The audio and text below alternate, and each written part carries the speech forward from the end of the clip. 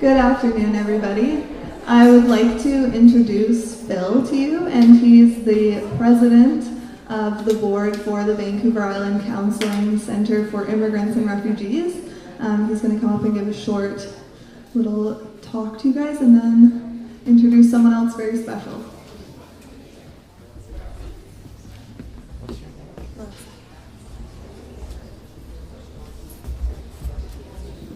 Thank you, Melissa. So thank you for coming out today for our special event. Thank you for all your support. As you can see, there's lots of wonderful things here for sale, and there's lots of good food and all sorts of things. At this moment, I would like to introduce you to our co-founder of VICCIR, Adrienne Carter. She will give a bit of an explanation about what VICCIR is all about. We're the Vancouver Island Counselling Centre for Immigrants and Refugees. Adrienne Carter.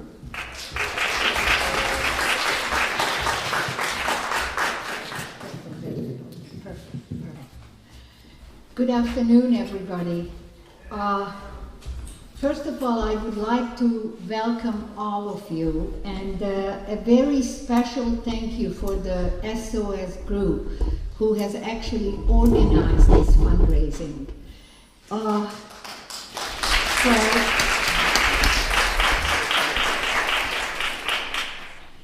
A lot of you who are here are familiar to me. I see a lot of our counselors and interpreters here. So during the break, I hope you all get a chance to meet with each other, talk with each other, and learn more about our services. VICCIR has been going now for about 2.5 years, and I wanted to talk a little bit about the genesis, the start of VICCIR, why we have decided to set up such an organization. I wonder how many of you here have come to this country as past refugees or immigrants. Can you put your hands up if you have? That's it? No more? Yeah, there is quite a few. So it is difficult to leave one's country and come to a new country. If you were an immigrant, then you came here by choice. So even then, there is a lot of changes that one has to go through, but at least you wanted to come. If you were a refugee, you didn't have such a choice. You had to come because your life was in danger. So one of the interesting things to look at, that all through the ages, refugees have faced very similar problems when there was an upheaval in their country and they had to escape from their country and try and find refuge in a different country. So the genesis of VICCIR actually goes back about 62 years. When I was still relatively young girl of 12 years old, when in 1956, the Hungarian Revolution suddenly broke out. There were a lot of problems living in a dictatorship under Soviet rule, but as a child, I was blissfully unaware of these problems. Until one day, the revolution started. It started initially with students marching and wanting more freedom, especially freedom of speech. Workers joined them, and before you knew it, it was a whole-scale revolution, which actually turned my life and hundreds and thousands of other lives upside down. The actual revolution was fierce and bitter, but it didn't last very long. After several weeks, the Russian tanks have moved in with about 15,000 soldiers, and the city of Budapest, where I lived, was almost completely destroyed. So my parents made a very quick decision that we had to leave our country. Now, we had a few hours to prepare. What do you take with you? What do you pack? You had a lifetime of things that you had to make a choice of. And also, we were unable to say goodbye to our extended family because the phones were taped and you never knew if anybody has heard you. So we prepared in a few hours and went to a town that was fairly close to the border. There was a guide who offered to take a whole group across the border, and my father has given all the money that our family had to this guide. So this was in a very cold December night, and we walked, and we walked, and we walked all through the night. It was about 25 miles before you get to the border. And this walking was quite a difficult walk because there were soldiers and guard dogs who were constantly trailing you, and if you were caught, you were usually shot. After many different obstacles, we made it over the border into Austria. Now, up to this time, we are most thankful to a country like Austria that has opened their borders and welcomed all the refugees in. We went from one refugee camp to another. I think we were in 8 different camps. And one of the most anxiety-provoking issues was, what country will accept you? Will any country accept you? Well, Canada did accept us. And so after about 4 months in camps, we were ready to come to Canada. And we knew Canada was a safe country, so we were really looking forward to coming to this country. We went to Genoa, where we got into a very rickety old boat that was requisitioned for this last trip to bring this huge group of refugees from Italy to Canada. It wasn't an easy trip. We were sick most of the way, but we arrived safely to Halifax. In Halifax, we were placed in an old prison where we stayed for several weeks until our papers could be sorted out. And then what happened is all the refugee group were put on a Trans-Canada train, and every town and city, they dropped off a group. But you never knew where you would be dropped off. So we happened to be dropped off at Calgary, even though we were hoping we'll come as far as Vancouver. And that's where we started our lives. One of the, when you arrive with absolutely nothing. You have no money, you have a very small amount of clothes, but the most difficult thing is that you have no knowledge of the English language. And I think that's what I have found so difficult, because if you cannot communicate with people, you're really in isolation. Nobody understands you, and you cannot say what you are feeling. And what was really notable is that nobody has asked, what was life like when you were back in Hungary? It really felt like I had no life before coming to the new country. So just to make this short, a lot of the symptoms I have experienced, which was feeling isolated, having flashbacks, feeling depressed, sometimes hopeless, were actually symptoms, which I know in later years, of PTSD. But the fact that I couldn't process my events that happened to me was what made it so much more difficult.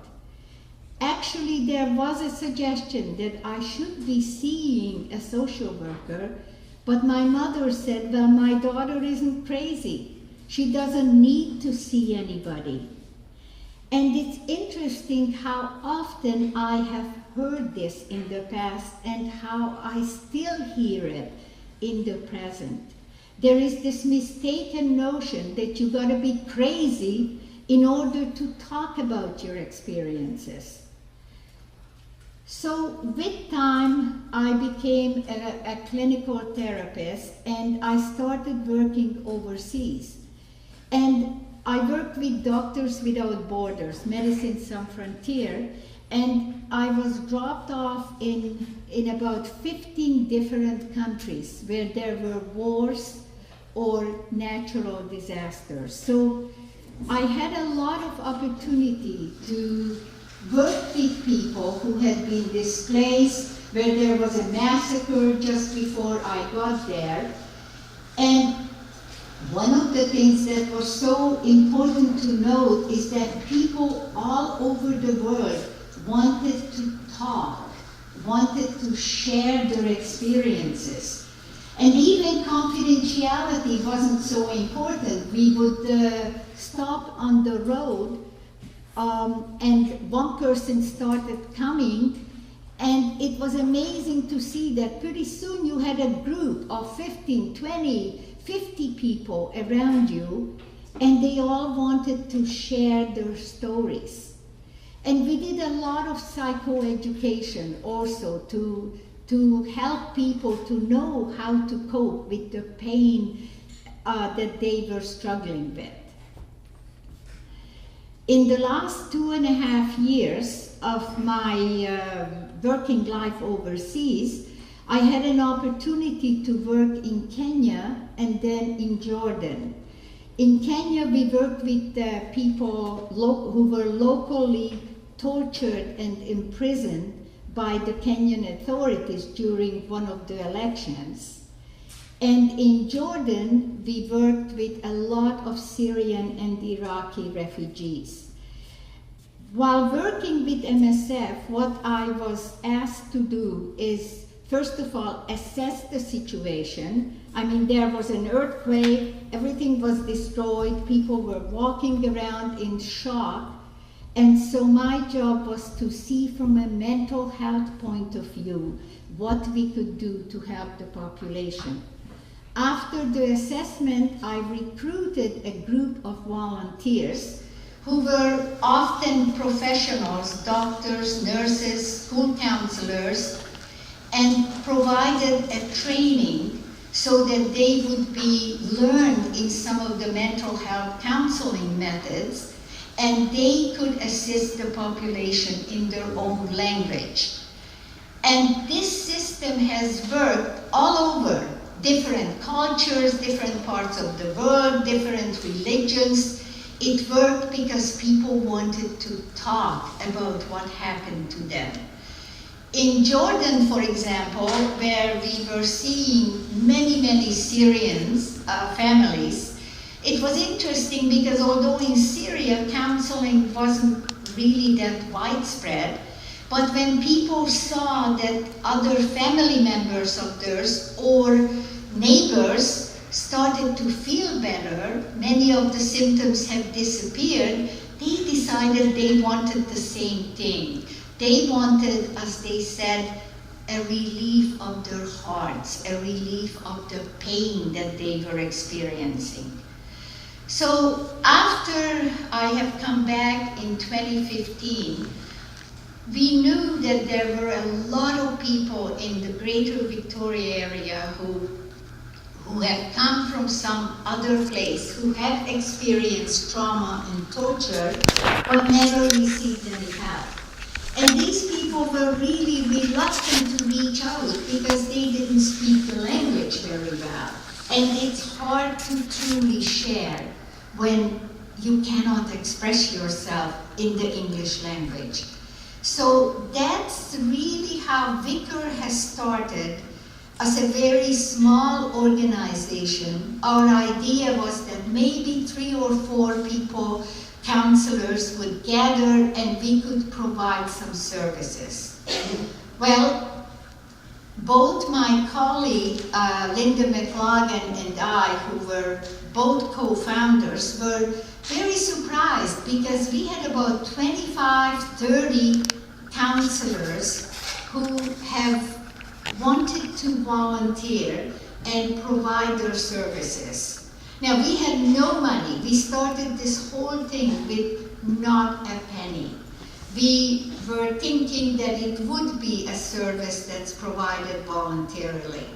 And then we had interpreters coming who were ready to assist us. We had Arabic, Mandarin, Spanish, many different languages. We had a group that also needed some training and some supervision. So after that, we offered a variety of training in refugee mental health. And then when that was done, we started waiting ready for clients to appear. Now, it took a while for people to start coming, but what was interesting to note that the referrals began to come. First it was adult referrals, then the child referrals, then entire families were referred. And if I look at our statistics, so far we have clients from about 35 different countries, which is really quite something, because what happens is very often a family is referred where almost every member of that family needs some assistance. So we could have a family where we have 3 counselors and 3 interpreters with that same family in order to help the children and to assist in the treatment of the adults. And what we have found is people who come in with pretty serious symptoms, they get better within 5, 6, 7 sessions. There is a marked improvement. We have had people referred to us who were highly suicidal. They did not want to live anymore. Often it took no more than 4 sessions to stabilize that person. So what we're doing is working. Now, financially, we're not as successful as our knowledge of case management and therapy is pretty good, but we're still really struggling with the financial aspects. St. Peter's Anglican Church has offered us their place in the church. We're paying about $1,000 rent, which is really a very good price because large places with several therapy rooms is not easy to find. And we've been at the church for, I think, about 2.5 years now, and hopefully staying there for a while. But we still have not been able to receive any kind of government funding. So it's fundraisers like this that we depend on, and private donations. And our clients pay a little, whatever they can. We never refuse any client's service just because they cannot pay. So oftentimes it might be a $10, $20 per session, but if that's all they can pay, that's fine too. So just to close it off, please look around, see what you might be able to buy, and any financial help you can provide for us is thankfully accepted. And if you have any questions afterwards, if you would like to talk with some of us, there are quite a few of us who are associated with VICCIR. Please do so. Thank you.